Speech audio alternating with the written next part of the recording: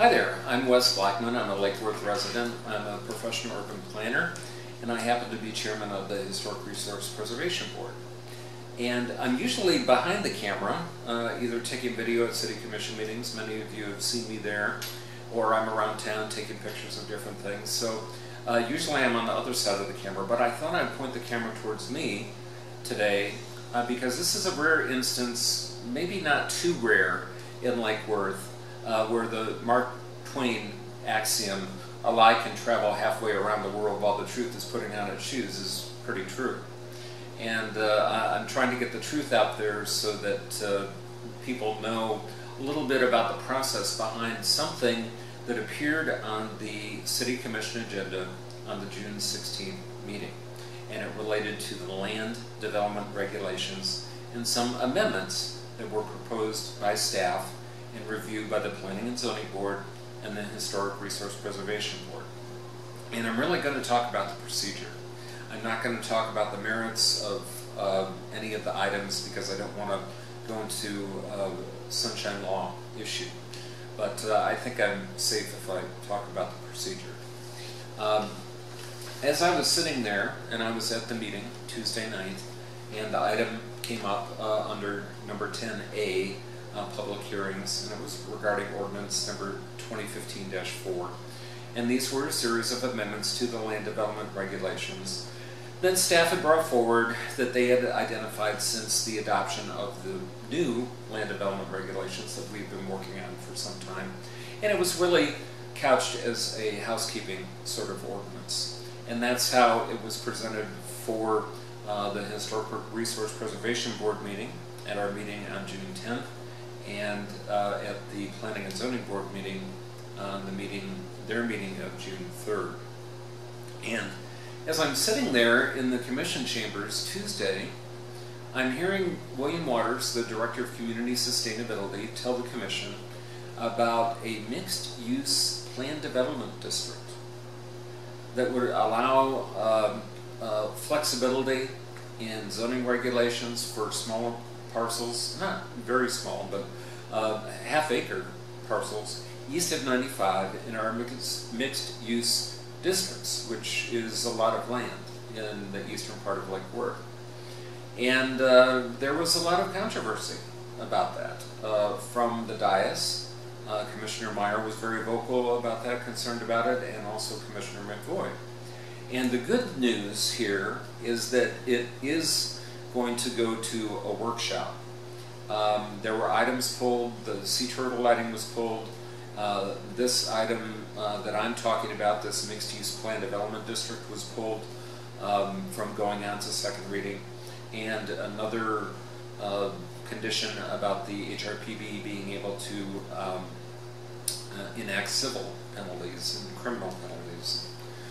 But all those are going to be workshopped, which is a good thing, and I hope it comes back to our boards, both the Planning and Zoning Board and the Historic Resource Preservation Board for review too, because as was stated at our meeting, and if you listen to the video from the Planning and Zoning Board meeting, we both boards complained about the rush that was behind the approval process for this and not really having enough time to review the material that we were presented.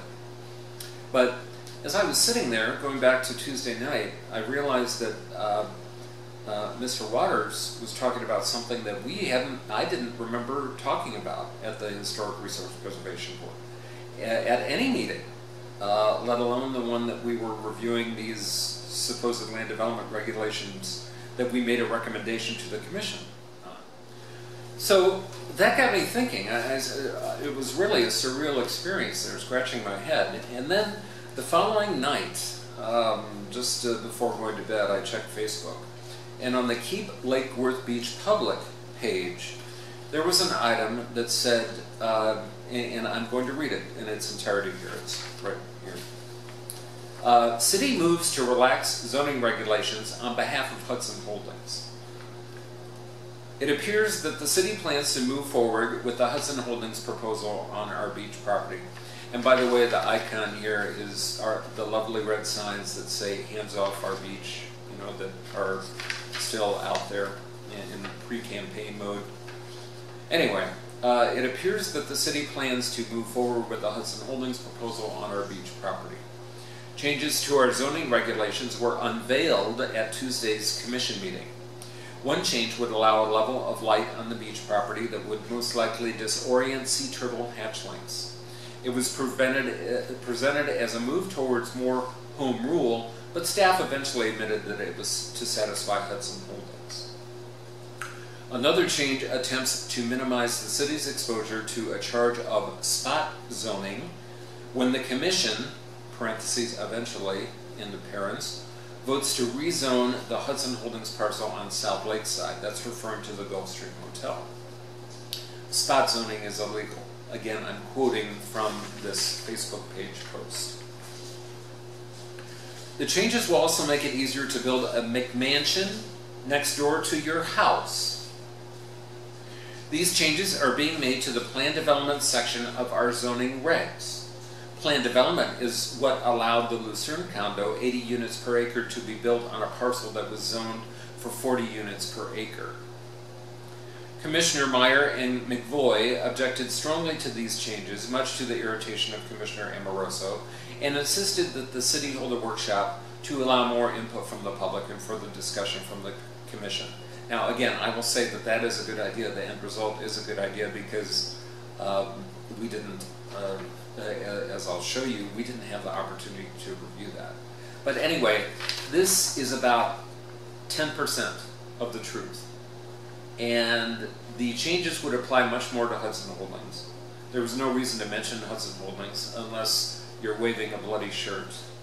And there's no real reason to mention the Lucerne condo unless you're also waving that bloody shirt to rile people off. So this concerned me enough that I went back and checked the backup material that the Planning and Zoning Board and the Historic Resource Preservation Board were given to review related to these land development regulations. Now, the tone from the dais seemed to be that this was somehow organically created or sprouted from the Planning and Zoning Board or the Historic Resource Preservation Board. This was really a staff-driven series of changes. We really hadn't we had talked about staff working on changes to the land development regulations, about things that they had discovered over the years that we had since we enacted our new zoning code, but nothing really specific. And if you look at our backup, and it's available online, look under the Planning and Zoning Board meeting of June 3rd and our meeting of June 10th. They're identical backup materials. And you will not find any discussion related to a mixed-use urban plan development district. And I've also pulled the video from the Planning and Zoning Board meeting during the period that they were talking about these changes to the land development regulations. And there was absolutely no mention of this change to our land development regulations that caused a lot of controversy from the City Commission. And it was not in our backup. And it was only mentioned briefly, and I pulled the video from our meeting too, about 10-second mention amongst all the other changes that were presented to us as part of the packet in our meeting. And there was absolutely no discussion of it. The only mention of it during our meeting, those 10 seconds, talked about opening up opportunities for redevelopment of some of the smaller parcels east of 95. That was the extent of the description. And no proposed text or language. Now, if you go to the commission backup, and what kind of cued me off to something that might be odd is that the commission was saying that they had trouble reading what are called the permitted use tables, which are a series of graphs that show the types of uses that can be permitted in various zoning districts. And they look something like this. This is from the commission packet. And if you print them out or look at them on your computer screen, they are difficult to read. They're kind of blurry. But we didn't have that problem in our backup material for the Historic Resource Preservation Board or the Planning and Zoning Board. So again, that cued me out that, oh, maybe our backup is different. So I started to look at the City Commission agenda, and then sure enough, in ordinance form is this section, Exhibit D, Mixed Use Urban Plan Development District. So again, we never saw this. And the McMansion possibility and the changes being made to the plan development section of our zoning regs, plan development is what allowed the Lucerne, et cetera, and so forth. All that comes from the wording that was in that section that neither advisory board saw. So we did make a recommendation to the commission. There were 2 people that dissented on the Historic Resource Preservation Board because they were concerned about the lack of time that we had to review these changes, and they weren't comfortable in going for it, so they voted no, and that was a 5-2 decision. The backup says 4-2, but we had a full complement of board members present at our June 10th meeting. And the recommendation by the Planning and Zoning Board, by the members that were present there, they did not have a full board, was 5-0. So they had 2 people that were absent in their board. So I hope that clears the air. It is, we can calm down, the frenzy can start to end, I hope, here, and realize that nothing, well, unfortunately things were going on behind the scenes that our boards weren't aware of, but I think it is being cleared up, it is going to be workshopped. I hope it comes back to both the Planning and Zoning Board and Historic Resource Preservation Board. And I really would welcome any of you listening to this video to one of our Historic Resource Preservation Board meetings, or attend a Planning and Zoning Board meeting. Planning and Zoning Board meeting is the first Wednesday of every month, and they meet at 6 p.m. in the City Hall Commission chambers. And our meeting is the second Wednesday of the month, and that's also at the same place, City Hall, the Commission chambers, at 6 p.m. So thank you for listening, and I'm just glad I brought this item to your attention. Thanks.